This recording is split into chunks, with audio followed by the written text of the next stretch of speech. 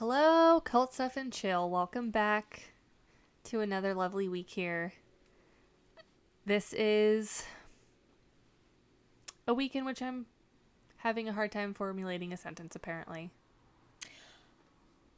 Let me talk about my week then. Okay, Do yes, you want to please. hear Yeah. what happened this week that was life-changing for me? Mm-hmm. I finally learned what the less than and more than signs mean. Like, in Yep. general, or do they have a secret hidden meeting that we just are No, figuring? Oh. no, just in general. That's something I've struggled with my entire life because nobody ever taught me about the alligator thing where it's like before nobody ever taught me about the alligator thing where it's like the alligator is going towards the bigger number because it wants to eat the bigger thing. Uh-huh. At my school they were just like, this is a greater than and this is a less than, just remember what they mean. And you're like, they're just lines. Yeah. And I'm like, bitch, I think I'm dyslexic or something, or Mm-hmm. have that dyscalculia, whatever the fuck it is. Uh-huh. So yeah, I finally learned what they are. So, can I And ask, as an adult, what the context was for this?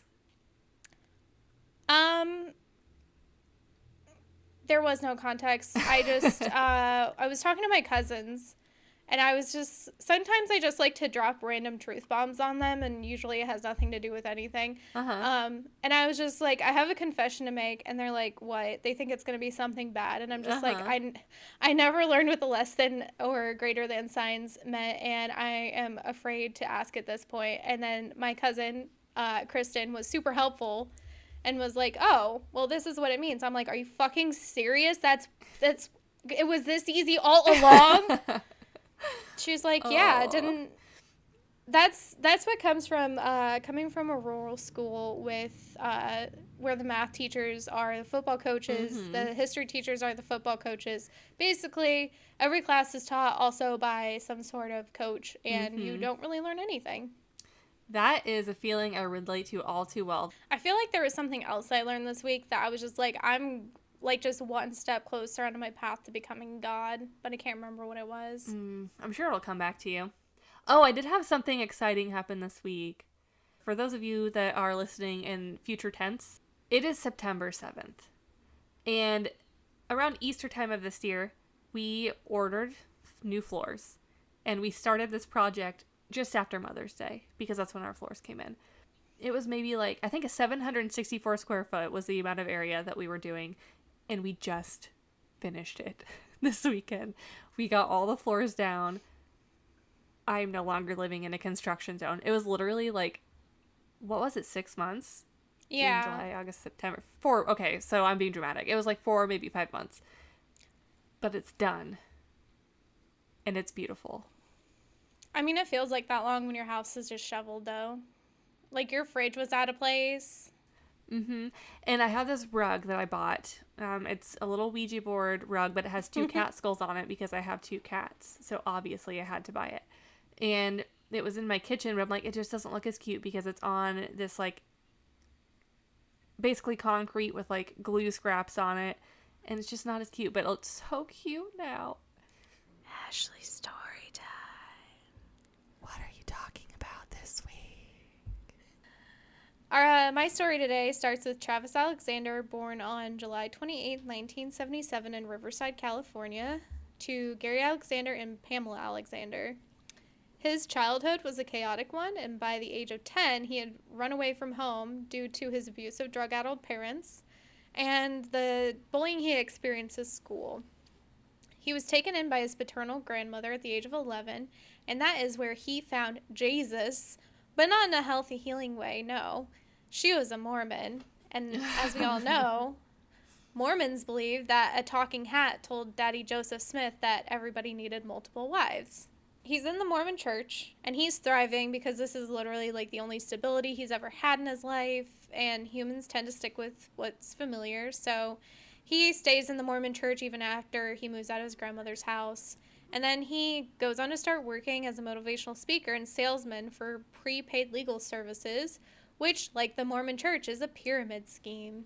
Prepaid legal services, which is now Legal Shield, it develops and markets prepaid legal service plans through a network of more than 6,900 independent provider attorneys across the U.S. and Canada. They also market ID Shield, a privacy and reputation management service that also provides identity theft monitoring and restoration. And their membership plans are sold as employee benefits and directly through its multi-level marketing division. So it's a pyramid scheme. Yeah. You're not even like exaggerating. It's truly a pyramid scheme. There's been a lot of like legal stuff with it when it was prepaid legal services. Like I think they had like a class action lawsuit because they were supposed to be providing these services and then they didn't, and you know. A mess. But Travis, he was actually really good at his job. He was definitely good at increasing his downline. So he was Cadillac status. Not literally, but he was about what your Cadillac status would be. And he would speak at conferences around the U.S. Now that he had this great job that he was good at and the support of his church family, now all he needed was a nice young Mormon woman, or 2 or 3, to settle down and fulfill his destiny as the head of a household and to bring more Mormon children into the universe. I need to understand the ratio in the Mormon church of man to female, or male to female, because it seems to me like each dude has multiple wives. Are they just having a multitude? Is there just like a higher ratio of female births within the Mormon church? Like, where are they finding all these women? I don't know. Like, converts? I guess. Okay, conspiracy of the week. Maybe that's where all, like, the sex trafficking people are going. Like, they kidnap children and they send them off to the Mormons. I mean, females are more often, when it comes to, like, not slave labor trafficking, just, like, general, like, kidnapping and selling. So maybe, yeah, oh my gosh. I think we're busting this case wide open. The Mormon church is just trafficking women to marry their men. I think so. Okay. It was difficult enough for me to find one person willing to not only date me, but to then marry me. How does one person go about finding multiple people that are, like, willing to marry you? Well, I think for a lot of them, they're just assigned. Like, you just get assigned a partner or partners. True. Especially in the polygamy situations, it's like you are just, I think they get a choice in which they're kind of groomed to know that they're going to marry a certain elder in the church, and then they, as younger children, and so then when they go into their, like, church secret shit, handshake, whatever, they're like, do you have an idea of who you're supposed to marry? And they're like, yes, I'm supposed to marry Elder John. And then, have you ever seen that TikTok creator that, like, is a former Mormon, and she, like, will take her temple clothes and, like, just do really sacrilegious thing in her temple clothes? Like, and she's also a lesbian now? Yeah. And she'll, like, put on the temple clothes and, like, twerk on things, and I'm like, oh god. This is wonderful. But she'll, like, put on her temple clothes, but, like, with nothing underneath. And so she's just, like, or, like, a bikini or something, and then she's just, like, twerking. Oh, yeah. Love that. Her. Love that for her. Mm-hmm. But anyways, he's on the hunt for a woman.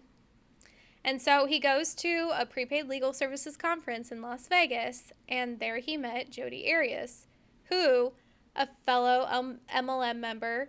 She was also a hobby photographer and a high school dropout, and it was love at first sight. Jodie decided, she's like, I'm going to save myself for marriage, even though she wasn't a virgin, and she entered very quickly into a sexual relationship with Travis about a week after they met. Decided, like, she's not going to have sex with anyone else except for Travis, I guess, and then, but at the same time, she was living with her over 40-year-old something ex-boyfriend in his home, and he's like, okay, well, I guess if we're not going to have any sort of sexual relationship anymore, then I'm just going to move out of this house that we're in. And then she got evicted from that, so she moved to Mesa, Arizona to be closer to Travis. Around this time, she also got breast implants and converted to Mormonism, with Travis himself baptizing her on November 26, 2006. Well, there we go. Converts. It didn't take very long for Travis's friends to notice that he and Jodie had a volatile relationship, and they all hated Jodie. They found her behavior towards Travis really concerning. She acted possessive and jealous and didn't like it when he communicated with literally anyone else. They would text and call and email multiple times a day, just back and forth. And she definitely was, like, in the mindset of, like, he is the only man for me. We are going to get married. He is my soulmate. He better love me or else. And Travis was more like, she's my dirty little slam piece, and I don't want people to know about because I'm a good Mormon. Uh-huh. And eventually, one day, Jodie got a hold of Travis's phone, and she saw that he had been talking to other women. And at that point, she's like, I'm done. I'm out of here. And according to his friends, Travis was already kind of like, oh, you know, I think I might want to break things off with her. So it was really just a relief for him.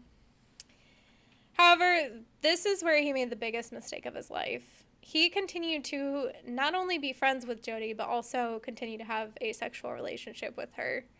And it's like, if you don't want to have that relationship, and if you know that they do, like, just break it off. Yeah. He had the chance here to just be like, hey, I know that you want different stuff. Let's just break it off. It wasn't like a let's work on things kind of situation. It was like he definitely just wanted to fuck around with a lot of people. And she wanted to have, like, this monogamous, let's get married kind of relationship. Not that I'm victim blaming, but it's, like, kind of on him a little bit for, like, continuing this and leading her on and being like, let's, like, giving her some hope. Like, just don't fucking give her hope. And they also continued to travel around the U.S. They went a lot of different places.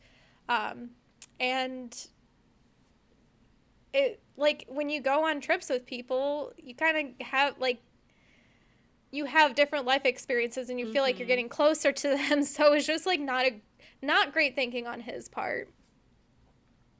So at this point, he started seeing other people romantically, and Jodie went crazy. She slashed his tires twice. She broke into his house. She started stalking him. She started taking photos of him when he was out with other people. And she would track down the other women that he was seeing and send emails to Travis and to those women through a burner account, and eventually even hacking his Facebook and sending people threatening messages. In 2008, eventually Jodie's patience kind of ran out, and she moved in with her grandparents who lived in Eureka, California. However, they still had, Travis and Jodie had plans to go on a work-related trip together to Cancun, Mexico, scheduled for June 15th. Because, you know, he doesn't know how to say no. Around April of the same year, Travis decided that he could not go on this trip. He was too scared. He was done with her, and so he decided to let her know, hey, I don't really want to go on this trip with you, and I'm going to change my travel plans. I'm going to include another female friend. And the knowledge of this sent Jodie completely over the edge. On June 2nd, Jodie, possibly trying to get Travis to change his mind because she really wanted to go to Cancun and get those all-inclusive bottomless margaritas and cheese fries. Who doesn't? Exactly. She called him 4 times between the hours of 1 and 3 a.m. Of course, it's fucking between the hours of 1 and 3 a.m., so she can't get a hold of him. After 3 a.m., though, Travis does call her back, seemingly woken up from his phone going off so much, and they had 2 phone conversations, one that was 17 minutes long and another that was 41 minutes long. After this, Jodie called Travis back around 4 a.m., and the call lasted about 3 minutes. The transcripts for these were not presented at trial, so I don't really know what they talked about, but one can only imagine. Sexting. Around 8 a.m. the same day, Jodie, she went to go rent a car in Redding, California, and she told the rental car place that she was traveling to Utah for a business trip, but she would return the car to the same location. She was driving there and back. She stopped for gas, and she visited some friends, and was seemingly on her way to Salt Lake City by the evening of June 3rd. Now, this is where things get a little suspicious.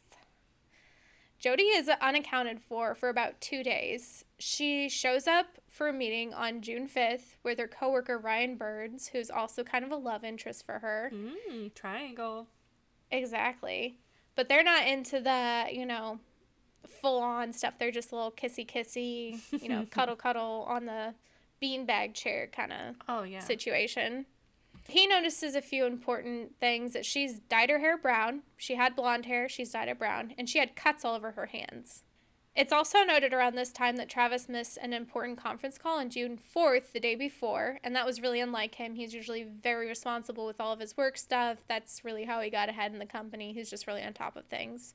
On June 6th, Jodie leaves Salt Lake City and she drives back to California, calling Travis and leaving him lengthy voicemails that were just kind of like, hey, like, just wanted to catch up. I just wanted to talk to you about this thing. And here's this little bit of information here. Just like, kind of like you would send somebody that you maybe hadn't talked to for a while, just like trying to catch them up on information. And had also somehow accessed his cell phone voicemail system. So it was like, I don't know if you can still do this, but probably back in the day where you could like do your phone number and then you had like a password and then could, right, as long as you had the same carrier, you could check the voicemail system. She gets back to Redding, California to return the car, and the attendant notices that the floor mats are missing, that it's been driven about 2,800 miles, and that there are red stains all over the front and rear seats. However, this person says, this looks like not a me problem. They couldn't be positive that the car had left with the mats, and they proceeded to send the car to get detail destroying any possible evidence. Well, he probably made minimum wage. He's like, I am not dealing with a murder case today. Honestly, I can't blame him. Like, he was probably at the end of his shift. He's like, man, if I report this, I'm going to have to be here late. I don't get paid to be here late. Fast forward June 9th. Travis's friends are starting to get worried about him because they have been unable to reach him for several days, and he's been missing work calls. His roommates hadn't seen him, but they had just assumed that he was out of town because there was like a lot of the conferences going on. And his bedroom door had been locked the whole time. So they get together, they find a master key, they open his bedroom door, and at first they find large pools of blood in the hallway to the master bathroom, eventually finding Travis dead in the shower. They call 911 and they're like, yeah, this guy is definitely dead. And the 911 operator is like, whoa, like, did he ever talk about unaliving himself? Did anybody want to hurt him maybe? And of course they're like, well, yeah, there's this crazy bitch Jodie. Like, she was stalking him and she makes us all super uncomfy. The police show up to the scene and they start collecting evidence. What they find is the pools of blood in the hallway. They find a bloody palm print in the hallway with the DNA evidence of Travis and an unknown female. They find Travis's body. They find he had been stabbed between 27 and 29 times, some of them in the back. He had his throat slit, cutting all the way through his trachea and major arteries. And he had a gunshot wound to his head. His back wounds were shallow, and the gunshot was believed to have been inflicted after his death, or very close to the end of his life. They also found his brand new digital camera in the washing machine, which, despite being washed, and with the photos having been deleted, they were able to retrieve the contents. The forensic team had to go in and work on it, but they were able to find the photos. So on the camera, they found the photos taken on June 4th at 1:40 p.m., starting with some sexually suggestive poses of Jodie and Travis, and then a photo of him in the shower, and then, lastly, multiple photos of someone covered in blood on the bathroom floor. So the police, they already knew from the roommates that Jodie was suspicious as fuck after, the stalking allegations, and then her kind of going missing for a few days. Like, nobody reported her missing, but she couldn't really account for where she had been during those days. They had the timestamped photos of her, literally timestamped, because apparently Travis was a fucking nerd that, like, actually set up his digital camera the correct way, with the correct date and time. Okay, I don't know if anyone else remembers this, but we never set up our camera correctly. God, we didn't either. It was always, like, 12/31 of whatever year, or, like, January 1st of whatever. Yeah, it was never accurate. They have these timestamp photos, and then their suspicions were increased after they had discovered there had been a robbery at her grandparents' house on May 28th of the same year, where among the missing items was a .25 caliber handgun, which was the same caliber of handgun used to shoot Travis. On July 9th, Jodie was indicted, and she was arrested on the 15th. She pled not guilty on September 11th, which, great. Way to celebrate September 11th. Yeah. And at first she was like, no, I haven't seen him in months. I haven't been to Arizona in months. And at this point, they already knew that the female DNA from the palm print was hers. They also knew that she had to have been there while he was bleeding profusely. They had the time-stamped photos of her. So she's like, oh, maybe I was there. But there were like 2 masked intruders that broke in, and they killed Travis. And they attacked me, but I only managed to escape when, by the grace of God, the gun that they pointed at me misfired, and so I was able to escape. And she claimed that because the killers were still on the loose, she didn't want to report it because she didn't want them to come after her and finish the job. Okay, bitch. She kind of was under the impression that her charisma and this really detailed story that she was telling would get her through the trial and get her off scot-free. Outside of court, she's really tugging on people's heartstrings. She was posting really sad shit to MySpace about him, tributes, and all, Yeah, of course. As you do on MySpace. Exactly. It had, like, the blingy text on it. Yes. Like, R.I.P. And, like, the sad song over the top of it. Like, in the arms of the ages. So she's writing letters and sending flowers to Travis's grandmother, which is just like power move, I guess. And she was talking about how regretful she was about the whole situation. She even attended a memorial service for him, which really kind of pissed off his family. They're like, get this bitch out of here. Like, we know she killed him. The audacity. Yeah. She just was like really girl boss, gaslight, gatekeep. Oh, yeah. Yeah. Not only was she gaslighting the family, she was also trying to gaslight the court. She changed her appearance to seem more innocent, more homely, more down to earth. Obviously, she had the brown hair, but then she cut some bangs, and she stopped wearing makeup and started wearing glasses and frumpy clothing because everybody knows to look more innocent and young, you just have to look like Velma. Yes, yes. They start to really get through the meat and potatoes of this trial in 2009, and Jodie, again, she keeps changing her story. As I said, she's trying to look like the victim. She knows that she's about to get got, so she changes her story, again, claiming that, well, no, there were no intruders. That was made up. Sorry. But, like, Travis was a violent domestic abuser. She was just acting in self-defense. So, like, yeah, technically she did kill him, but she was totally justified in it, so it's fine. Dang, okay, so I'm Googling pictures of her, and she do be kind of hot. It is funny, because looking, like, when you see the pictures of her blonde, you're like, oh yeah, she's definitely the type that, like, would murder her. Slash your tires. Yeah, slash your tires, and then murder the elderly husband and collect the money, and then you see her in court with her, like, glasses and bangs and brown hair, and you're like, oh, she looks like, just a librarian that just likes to quietly read her books. Despite this act, despite the dressing down, despite the bangs, right out of the gate, the prosecution is like, this bitch definitely did it. She deserves the death penalty. And they're pretty sure that she did it in cold blood. It was premeditated, so they want to see this bitch fry. So they bring in Ryan Burns, the guy who Jodie met in Utah, and he said that Jodie had told him that the cuts on her hands were from broken glass while working at a Margaritaville restaurant. However, there was no Margaritaville anywhere near Eureka. The prosecution brought up the .25 caliber round and how it's tied to the one that was stolen from Jodie's grandparents, and they also brought up the whole stalking situation, and also that many people reported that before his death, Travis had stated that Jodie was a sociopath, that she was the worst thing to ever happen to him, and he was terrified of her. Oh. Jodie, of course, she senses that she's losing ground, so she does a little razzle-dazzle him.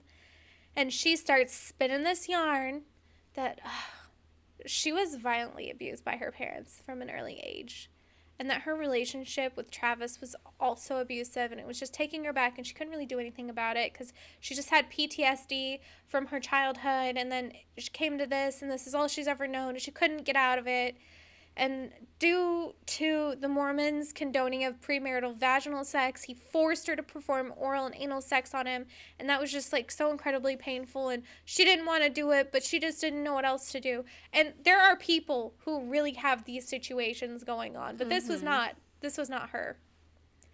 She brings in these letters also as evidence that Travis had allegedly written her confessing that he was a pedophile and that he needed her to help him heal from his affliction. The police quickly concluded that they're like, no, these are not real. These are fabricated. You made this shit up, bitch. And they did their due diligence. They went through his computer. They tried to find anything. They couldn't find anything. They're like, this is made up. They found some regular porn, but not like that type of porn. Jodie, she's like, no, I'm dead serious. I was undergoing quickly escalating physical and emotional abuse, and this all culminated, and I was forced to kill him in self-defense after he attacked me for dropping his new camera. She went on to detail about how she dropped the camera and he flew into a rage and he lunged at her and she grabbed his gun that was in his closet and shot him. And at this point, this is the third story she's got on record. No one believes it. Mm-hmm. They're letting her spin this yarn. The prosecution comes in. They're like, okay, maybe it was self-defense. Then why was he stabbed almost 30 times? Yeah. That's a crime of passion for sure at that point. And then they're like, why was he stabbed in the back, Jodie, if he was attacking you? It was just, and why was his throat slit? Like, her lawyer overkill had to have been, like, imagine being her lawyer and every time she comes to you, like, I just have to tell you the truth. You're just like, all right, what is it this time, Jodie? And, like, you have to listen to this fucking bullshit and be like, all right, well, I guess we got to take this to court now. Well, and I think she had a public defender, too. So it's, like, not even, like, the A-team. They're just, like... A poor person. They do not get paid enough to do that.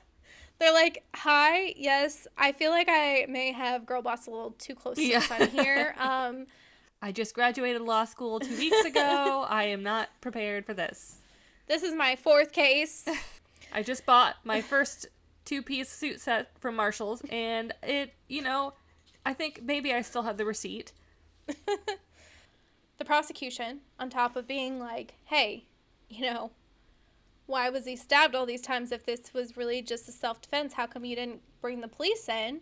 They were also like, okay, you dyed your hair brown before you went to see him. That kind of indicates that, maybe you didn't want to be recognized going in and out of the apartment. You staged a robbery at your grandparents' house months before the crime had been committed.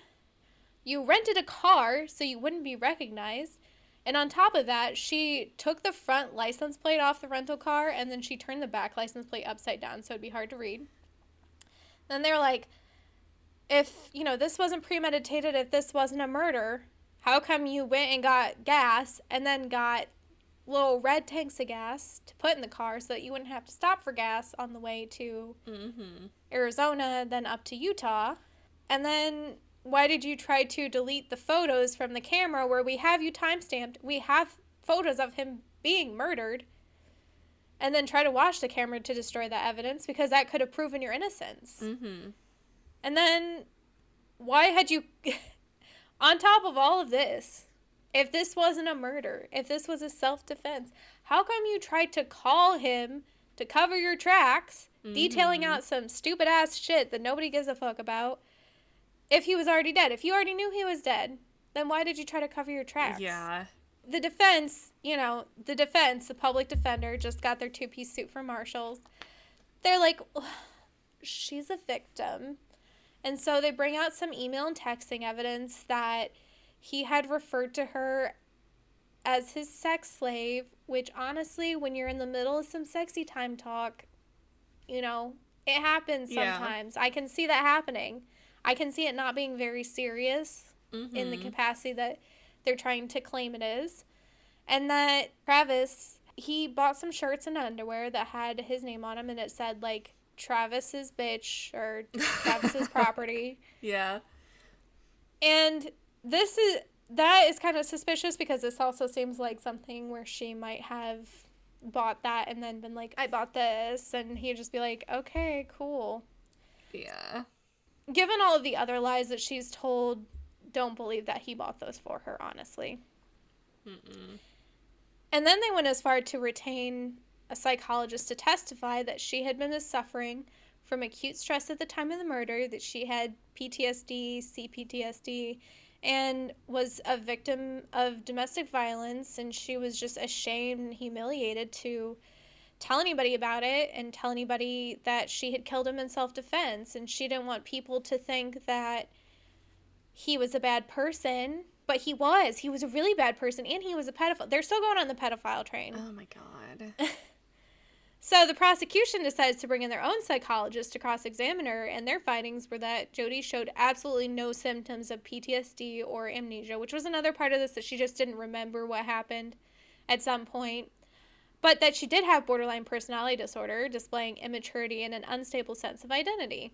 And then the other psychologists came in and they were like, no, that test that you ran on her couldn't define that. And it's like, bitch, you can tell from a mile away that she has borderline personality disorder. Yeah. She's, I mean, if not that, she's like definitely unstable in some capacity, because she's a lot. The trial went on, and it eventually cost over $3 million. And finally, on May 7th, after 15 hours of deliberation, Jodie was found guilty of first-degree premeditated murder and felony murder. She was eligible for the death penalty, but she begged for her life, despite in previous interviews saying, I would never hurt Travis, but if I did, I would beg for the death penalty. Okay, bitch. But she was begging for her life in court. She's like, I just, when I said that, I didn't really think about the consequences of my actions. So, I don't want to die now. She's just a piece of work. She is fully a piece of work. But after a few hung juries, mistrials, and appeals, it was determined that she would not receive the death penalty, but instead life without the possibility of parole. She was ordered to pay $32,000 to Travis's siblings, which was like a third, I think, of what they had asked. Mm-hmm. Nowadays, you will find Jodie in prison painting artwork. She sends it to her brother, and he sells it on eBay to fill her commissary account. So that's where she's at nowadays. I'm Googling her art. Ooh, Jodie Arias art, eBay. Let's look and see. So her style of art is very much like middle schooler that thinks they're very good at art tries to draw portraits of people. Honestly, there's like a whole community of people that buy Murderous artwork. So like a lot of people own stuff by John Wayne Gacy. That's so gross. Well, I mean, it's like, when you think about old-timey murders and stuff, they used to go and get souvenirs as much as possible. So, like, I can think of one case where there was, like, a bench that somebody was murdered on, and they had to replace it, like, 4 times because people kept pulling, like, splinters off of it or just whole chunks of wood off the bench. Or, like, would take whole trees. Or, like, didn't they tear down that one cabin? Yeah, the Benders. Yeah. They literally tore it, like, brick by brick. Yeah. On that note, I'm going to get into my story here because all I can think of right now is chocolate cake. And the second that we're done recording, I'm going to go get myself a slice of Pepperidge Farm frozen chocolate cake. Guys, if you've never had the Pepperidge Farm frozen cakes, don't sleep on it. Like, you're gonna think that, man, I could go to the bakery and get something way bougier. It doesn't matter. This is delicious. Top tier, primo. There's something that is just so god tier about the frosting that goes on this cake. It, like, you can just peel it off in, like, a big sheet and put it on in your mouth. It, like, melts just perfectly in your mouth. And it's so good. It's like good. The perfect mix between, it's almost like an ice cream slash, but it doesn't melt. Like, you can put it in the fridge and it doesn't melt. But it's, like, the perfect mix between, like, a frosting, an ice cream, a custard. I don't know how to describe it. It's perfect. Absolutely. Like a fudge almost. Yeah, I think it's more, it's like a, fudge. Fudge, definitely fudge. But it's not grainy like a fudge. It's very light. And, like, honestly, it's perfect. It is. Don't sleep on the Pepperidge Farm cakes, you guys. Especially the chocolate one. Anyway, so. We're not going to go on a 30-minute tangent about food. Devan's story time. Ooh. What are you going to talk about? I'm not, like, talking about anything new or groundbreaking, really. But the reason I picked the topic that I picked is because recently you and I had a conversation where we were, like, positive 100% that we have shifted timelines. So, like, for me, I feel probably around, it was like 2013, 2014-ish. But, like, recently, and I don't know how to describe it, something has just felt super off. And it could just be the fact that the world is burning. We're all getting sick and dying. There's literally a plague of army worms eating our crops. Hurricanes are hitting the coasts. And the economy is probably going to crash and none of us can afford housing. Maybe that's why everything feels off. I feel the same way, but it's like a sense of like, it's like things could be unexpected, but you felt like, or maybe it's just me, but it's like I felt like that was a possibility. Like, oh, this is kind of surprising, but this isn't, it's not that surprising. Whereas like now I feel like stuff is happening. I'm like, that is not what, like, these things are not supposed to be happening right now. Well, like, and completely like, shocking. And I tried to describe this to you, and I think you know what I mean, but like, I was literally sitting in my car, and I was just like looking at the outside, eating my Taco Bell lunch, as I always do, in my car cafe, and I was like, even like, the atmosphere feels weird. Like, the sun feels like it's too close. The sky just feels like heavier. I don't know. Like, I understand, you guys. I understand. This sounds absolutely batshit. Like, I sound like I need to be even more heavily medicated, is what I sound like. But it's, something just ain't right, you guys. Something ain't right. I think I saw on TikTok the other day where someone had a theory that we've actually been sucked into a black hole and that's why nothing's felt real since 2012. I don't know how to think of that because it kind of freaks me out, but at the same time, like, how would we know? How would we not know? You know what I mean? Like, Anyway, so long story short, I'm going to talk about the Mandela Effect because some of these kind of like prove our thought process that, guys, something happened and we are not where we are supposed to be. And so since we're all probably pretty familiar with this concept, I've actually prepared like a little BuzzFeed style quiz for us. So I'll give you like a little bit of like a brief synopsis for those of you that don't know what this is really. Most of you probably do. If you're listening to this podcast, chances are you've at least heard of it. But it all begins actually in 2009, so pretty recently. So I was still like in my old bedroom listening to Fall Out Boy. I'm flat ironing my hair, wishing I was like allowed to have those coon-tailed colored stripes in my hair. And this lady by Fiona Broome, an author, she's written like several how-to books about like ghost hunting, different paranormal things. She finds herself in a conversation at Dragon Con, so that's like a yearly pop culture convention. And she's with a group of people who all shared a very specific memory about Nelson Mandela's death in the 1980s. So this includes like scenes from a televised funeral and a speech that was held like by his window. But while they're all having this conversation, Nelson Mandela was still alive.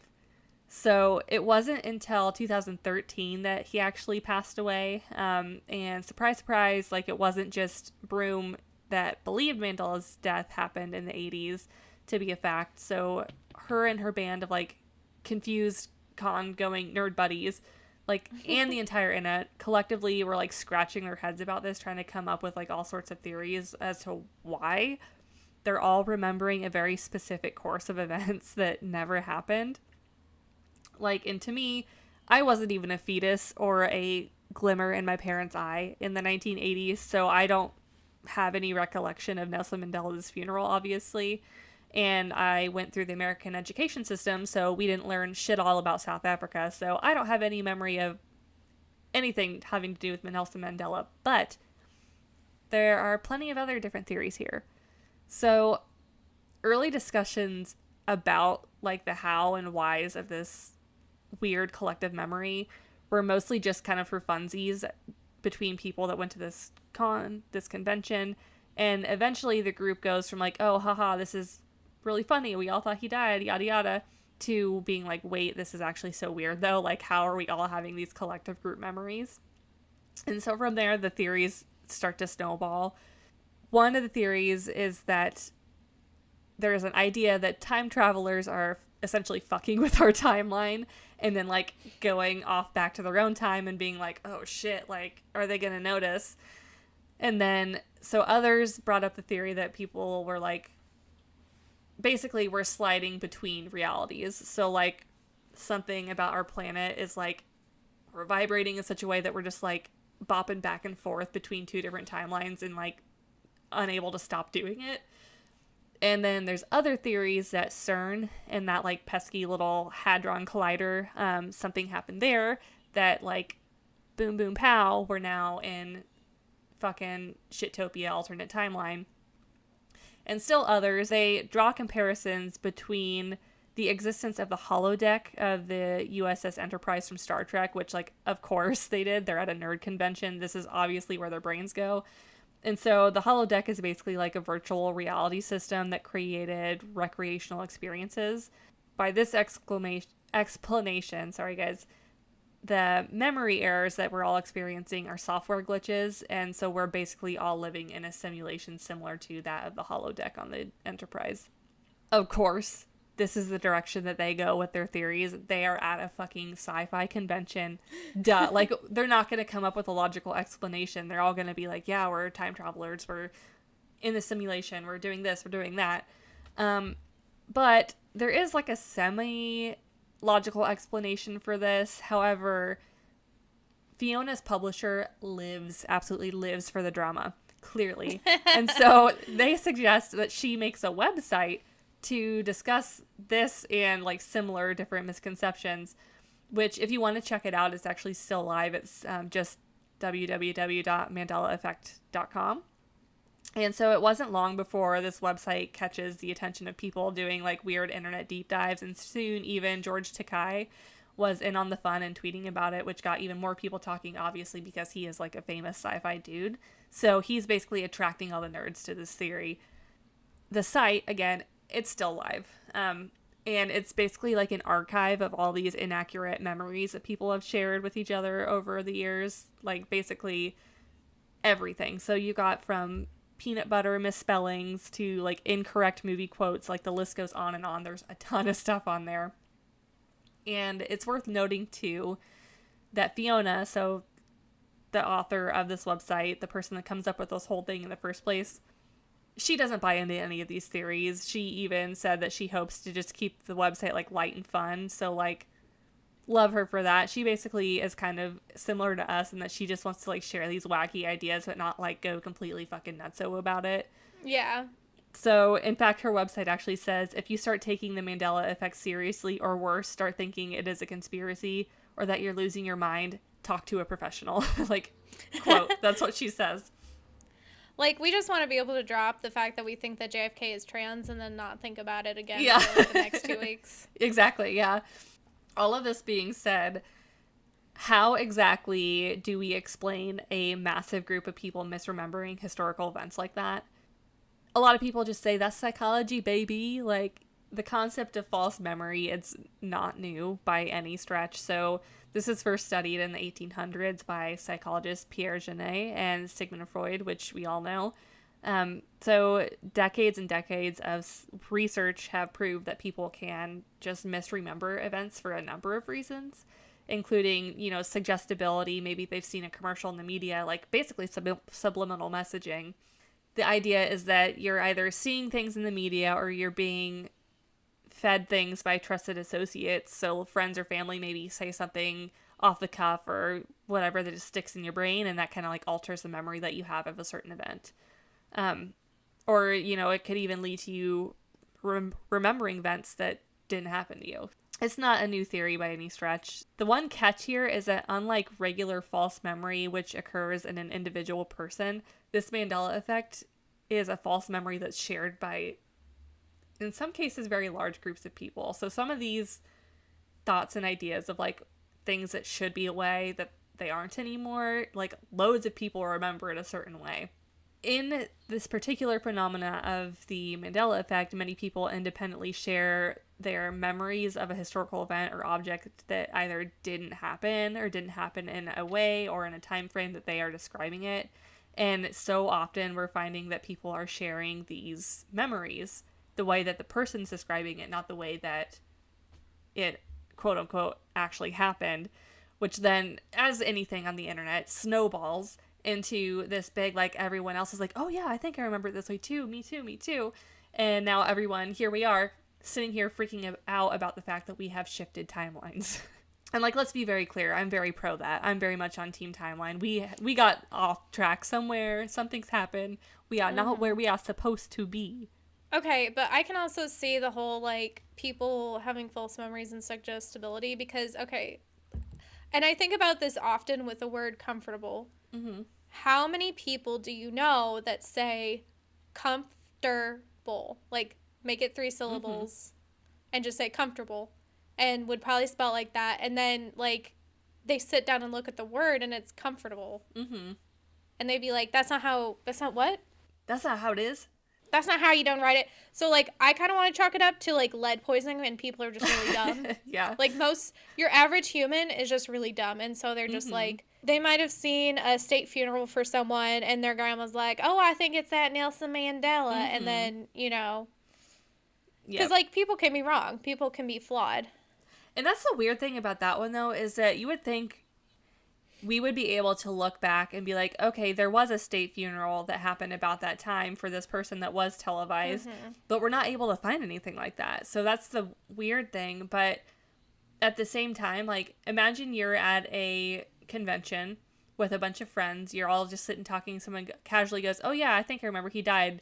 And then you would just be like, oh, yeah, I think I remember that too. Yeah. Like, it's very easy to misremember things, even if it's not like a state funeral. You can be like, oh yeah, I think I saw something about that on the news, and then you all get worked up into this frenzy, and the next thing you know, it's on the internet, and the fucking star of Star Trek is tweeting about it. Okay, but then I also think about how, like people have premonitions and stuff. And this is a story that I can bring my mom in to collude. But I actually had a dream about the JonBenet Ramsey murder the night that it happened. Oh, that's fucking weird. So I was about 5 years old. And I had a premonition about the night before. And I went to my mom and I said, hey, Mom, you know, that little girl that died that was on the news. I don't know why it was Christopher Walken, but I was like, JonBenet. Or I said JonBenet Ramsey or something. Like, I didn't know how to say the JonBenet part, but I knew it was something like Jubilee or Jobbelee or something. I was like, JonBenet Ramsey. And she was like, what the fuck are you talking about? And this was like, what, Christmas morning? I was like, yeah, I had a dream that she was in her basement and a man killed her. And then I had to run because he was coming for me next. And she was like, what? What are you talking about? And then, like, a few days later, she was watching the news and it was, like, on the news that they were, like, still looking for the murder. Because obviously it was, like, Christmas morning. They weren't going to put it on the news everywhere Christmas morning, especially not in the 90s, but it took a few days. And she was like, and I told her, I was like, it was a really pretty girl. She had blonde curly hair. You don't know what I'm talking about? And my mom's like, no, I don't know what you're talking about. Like, that's weird. Yeah. That's weird that my 5-year-old is talking about a child that was murdered. And you know when she was sitting like, there, when that news story finally breaks, she's sitting there in a chair, like, doing this, like, looking at you like, there's something ain't right with this child. There was something always not right with this child, let me tell you. That's just the first story in a long list of shit like that, where, like, I would see stuff that wasn't there, but, like, it made sense for it to be there. Yeah. But, like, she called me and she's like, Ashlee. And this was before you could pause the news or something. She's like, get down here right now. She's like, is this the little girl you saw? I was like, yeah, that's JonBenet Ramsey. And she was like, she's like, nope, we're not doing this today. Go watch Blue's Clues. I think this was also the same Christmas that my aunt might have visited, and she said, I woke up and you were just standing in front of me staring at me, but it wasn't you. She's like, there was nothing behind your eyes and you were just staring at me, and I tried talking to you and you wouldn't answer, and then you just turned around and left. I hate that, like, a lot. Just so you know. Okay, you want to talk about haunted children? I was a haunted child. I would have sold you off to the Mormons. Honestly, I would have too if my child did that. Okay, next week I have to pose a question to you about the evil baby orphanage. Have you ever heard of that before? I've not. Okay, so don't let me forget, because I feel like if I bring that up now, it's going to be a tangent. So, listeners, spoiler alert for next week's episode. I will start the episode by asking you your opinion on the evil baby orphanage. Is this something I need to prepare for? No, don't Google it. I want to know your just like raw, unfiltered opinion. Do not Google it. I'm not going to get too into it because, again, it's going to be a tangent. I'm going to save it for next week, and that's what we'll open with. Mandela Effect. So, we've got the background out of the way. We're up to speed on what we're talking about. God damn it. So, Ashlee, yes. I am going to give you some examples of these different things. I'm going to give you 2 options for each, and we are going to see if you are from this reality or if you are still stuck in the old reality. So, are we in an alternate timeline? Okay. So, if you already know the answer to any of these, just tell me what you think the answer was. Like, if you know what the actual answer is, but you're like, no, I thought it was this, let us know what you think that was. Okay. So, example 1. And this one's pretty popular, so it's probably going to be that scenario where just like, what did you think it was? So, back in the mid to late 60s, and then again in like the late to early 90s, late 90s and early aughts, there was a series of books and then a TV show about a friendly family of bears called the Berenstain Bears. So, I'm going to send you a graphic featuring 2 different spellings of the word Berenstain on Facebook, and you'll have to let me know which one you think it should be. I'll go ahead while you're thinking. I'm going to spell it out for the listener. So the 2 options we have, and these are the 2 different theories that people have, is Berenstein or Berenstein. Berenstain or Berenstein? I thought it was the second one. Okay, so you're wrong. And that's what I thought it was too. I thought it was Berenstain, not Berenstain. But it is indeed, if you go back and look, it is Berenstain. And this is like a big one that people are like, no, that's absolutely incorrect. And I will go to my grave thinking that it was the Berenstain Bears, because that's even how they pronounce it, was Berenstain. I could also see where this is another situation with like comfortable, though, that like nobody actually read the whole word. Because when you read words, your brain doesn't actually read the whole word. It just like kind of sees the first and last letter and a jumble of the letters in between. So, but yeah, no, I think. And I almost wonder too if it's one of those situations where it was pronounced more like Berenstain. So when we were all young watching the cartoon and hearing it pronounced that way, we just assumed it was spelled a certain way. Well, I always thought it was like burn, not Bren. Oh, like B-U-R, like Berenstain? Yeah, or like B-E-R-N. So I'm really. So you really just were like, I don't know.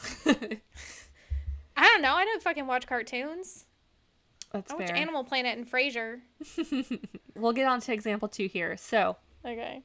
This one was fairly obvious to me. I feel like I knew the answer right off the bat. But the Sci-Fi Network show with the ghost hunting crew that features Jason and Grant. So not the one with Baggins. So were the earliest seasons of that called Taps or Ghost Hunters? Taps? No, it was Ghost Hunters. No, but Taps was the company that they did. Yeah, so that one's kind of like a trick question, because they are the Taps crew featured on Ghost Hunters, but a lot of people are convinced that it's the first couple seasons were called Taps and not Ghost Hunters. No, that's just me not remembering. Like, I wasn't convinced that it was Taps. I just remember that they were called Taps, and then they, like, did other shit, and other ghost crews came in, and that's when they were using their rotor vans. And yep. So, yeah. So, example 3. So, on March 1st of 1932, in a crime that captured the attention of the entire nation, Charles Lindbergh Jr., the 20-month-old son of aviation hero Charles Lindbergh, is kidnapped from the family's new mansion in Hopewell, New Jersey. Was the baby's body found and returned to the family, or was the body never found? I have another theory that snowballs after this, but give me the initial opinion, and then I'll tell you the theory that I also have to go with this. That's, like, unrelated to Mandela Effect, but...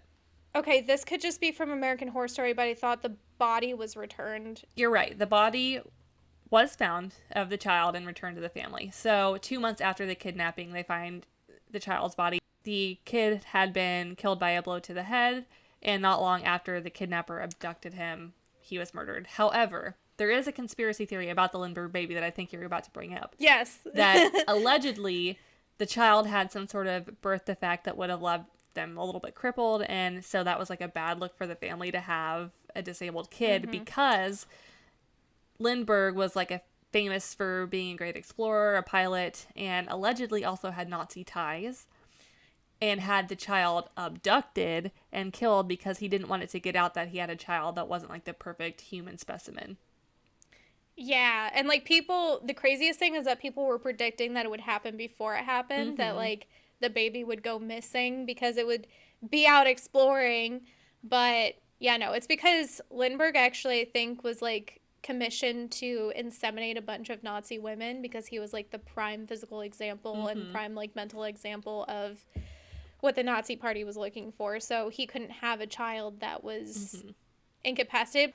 So I am inclined to believe that, because like it would have been quite the heist for nobody to have noticed someone scaling up to the mansion and snatching a baby out of the crib. Like, it just seems a little far-fetched to me. So I'm inclined to believe that that's true. But as for my opinion on the Mandela effect of it all, I don't really have an opinion on this one, because I didn't know one way or the other what had happened to him, honestly. On to example number 4. So we can easily chalk this one up to Americans being dumb as fuck. But there's a debate over which Thursday Thanksgiving has always fallen on. So is it the 3rd or the 4th Thursday of November? It's the 3rd. That's what I thought. It's the 4th. It's the second to last of the month, right? No, it's the 4th Thursday of every month, or of November, is Thanksgiving. And I will, like, full stop, thought it was a 3rd one. While I was making this up, I learned that it is actually the 4th Thursday of November every year. I feel like it's the 4th Thursday, but I feel like a disproportionate amount of times that there has been 5 Thursdays in November. Because I feel like it's not usually it's sometimes not the last Thursday, and so that's why you think it's the 3rd. So that could be one of those arguments for, like, group misremembering, just because it's, like, maybe it was, like, the second to last one at one point. Moving on. Example 5. In the movie Forrest Gump, was the famous line, "Life is like a box of chocolates," or "Life was like a box of chocolates"? Life is? No. It is life was like a box of chocolates. Technically, in our reality, it is was. Apparently, both lines are used in the movie, but in the iconic bench scene that we're all thinking of, it was life was like a box of chocolates. But that would also be grammatically correct if you're thinking about it being in past tense, because his mom said it rather than his mom says. Yep. So that's also, like you said, probably just because it's said earlier in the movie differently. Yep. So everyone remembers it, that bench scene when he's like giving his whole spiel. Everyone remembers it as life is like a box of chocolates, but he said that earlier or at a different point in the movie he said is, and then in that scene it was. So I think everyone is just misremembering that one. Yeah. Well, and I'm not like, for some of these I'm not confident that it was one or the other. It's just like, you know. Yeah, this is my instinct, but I don't actually have. That's like with the Lindbergh Baby, I was like, I think it's this one, but I don't actually know. So I've got another movie one for you. Actually, there's 2 more movie ones on the list, but we have a Disney one coming up first. So, in Snow White, did the evil queen say magic mirror on the wall or mirror mirror on the wall? Magic mirror on the wall. That is correct. I don't buy it. I always thought it was mirror mirror on the wall, but it is magic mirror on the wall. That's used in a lot of other media, though, is mirror mirror. Like, wasn't there like a book called Mirror Mirror, and there's just a lot of stuff like Mirror Mirror, but I think in the original Grimm fairy tale it was magic mirror. Well, I always thought it was mirror mirror on the wall. Granted, I don't know that I ever sat all the way through Snow White, because I think it freaked me out a little bit as a kid. That movie is actually very dark. That one and the movie Thumbelina, which I know is not a Disney movie, used to give me nightmares. It was awful. But, okay, we'll go on to the example 7, because I'll go on a tangent about Disney movies, and I just can't have that in my life today. So, this one is simply spell Febreze. Febreze.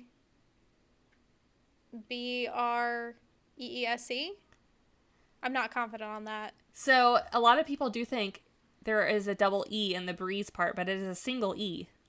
So it is Febreze. I can't ever say that I've studied a bottle of Febreze No. to be confident about that. So it's like... I'm a big Febreze lady, and I always thought it was 2 E's. But it's not. It's 1 E. Okay, so hopefully this one you'll have an opinion on. I don't know that you were like a pop icon girl in your childhood, though. Okay, do you remember the iconic, the red jumpsuit outfit that Britney Spears wore in the Oops, I Did It Again music video? Yes. Did you ever watch the music video? Are you familiar with it at any capacity? Oh, yeah. Okay, so in that video, did she have one of the little face mics that goes like wraps around the ear, comes down to the mouth?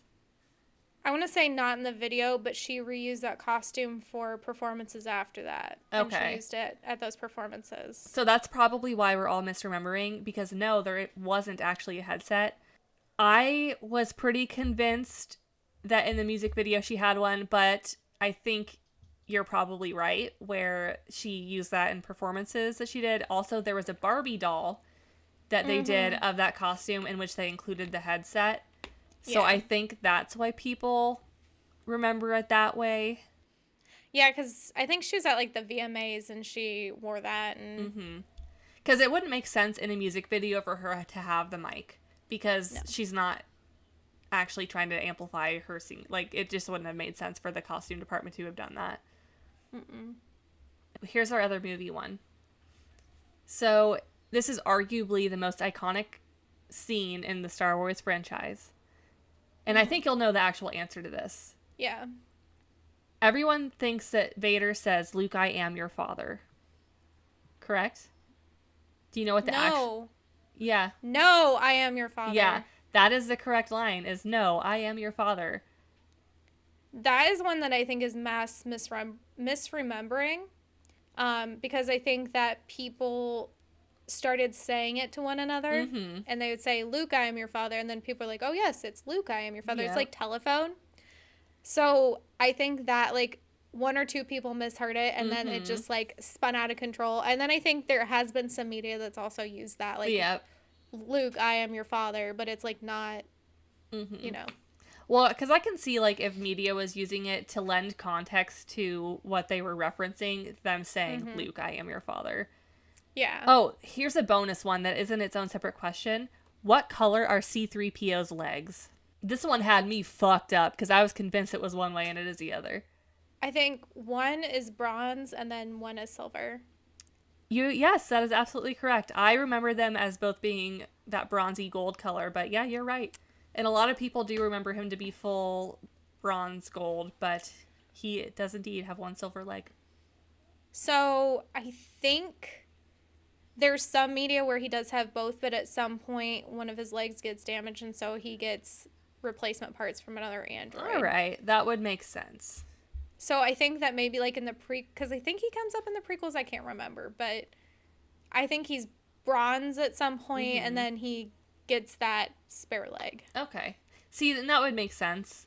I remember watching the Star Wars movies on VHS tapes as a child and being so bothered by that leg. I was like, I think there's also some, because they produced the 70s original toys before they made the movies. So I think that they were in the process of the movies when they produced the toys. There's like a series on Netflix about it. But like, I think there were some toys that also had the full bronze legs, gold legs. Let's see. And in his concept art, his legs are both gold. So maybe both of those answers are correct, but... Because there's some art where, yeah, he has the two gold legs. And also it's like, it's silver, so it's like, in some contexts, it looks full gold. So like when they're in the desert. Yeah, it's going to look a little more yellowy tint depending on what planet he's on. All right, so we've got a few more of these. The iconic early 2000s HBO show featuring Carrie Bradshaw and her other more irrelevant friends.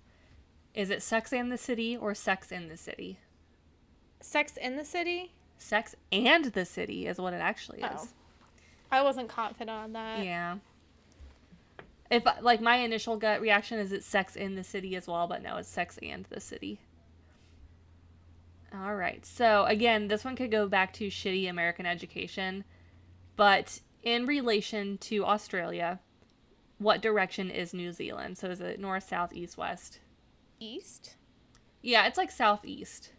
But a lot of people will insist that it was north. However, I feel like we just were not educated well here in the United States. All right, we've got 3 more. All right, let's go. Let's go, bitch. So, Curious George, you're familiar, yes? Oh, yeah. Okay. Does he have a tail or no? No.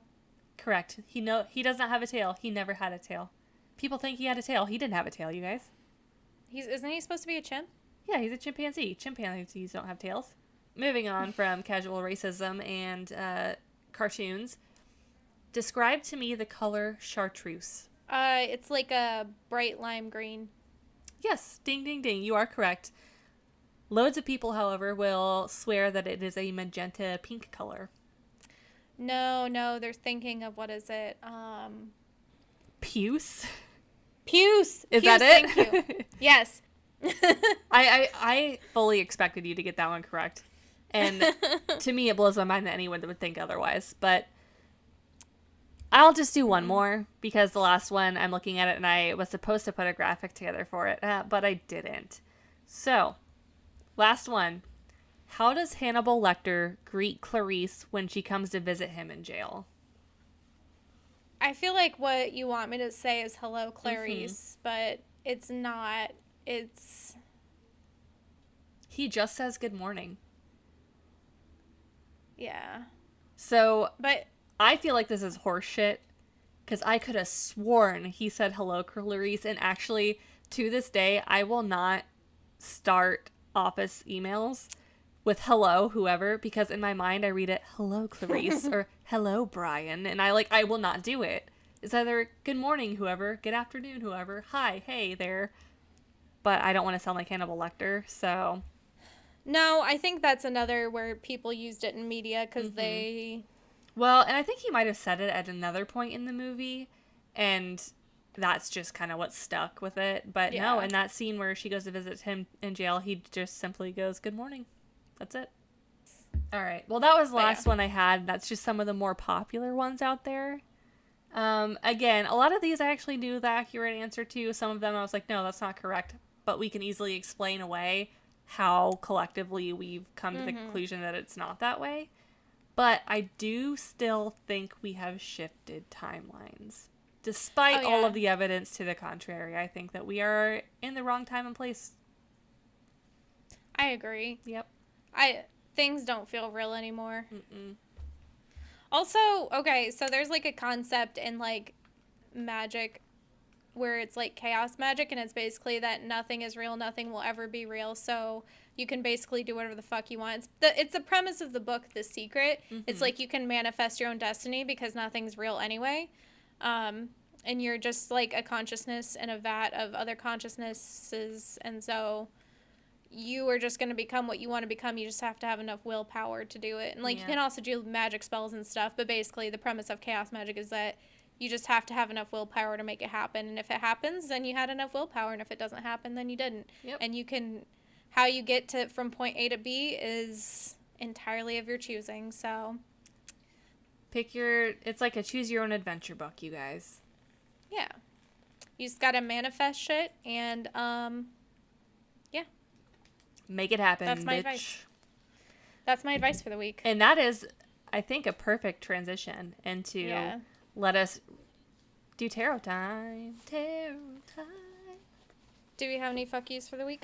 You know what? I'm going to keep it light and positive and say no. I don't have any fuck yous. I'm going to dispel that negativity in my life. Mostly because I just, you know what? I want to sleep peacefully after this, and if I start thinking about people I hate, I'm gonna ruin my night's sleep. And all I want to do is eat my chocolate cake, crawl into bed, and sleep soundly, without the whisper of a fuck you in my brain this week.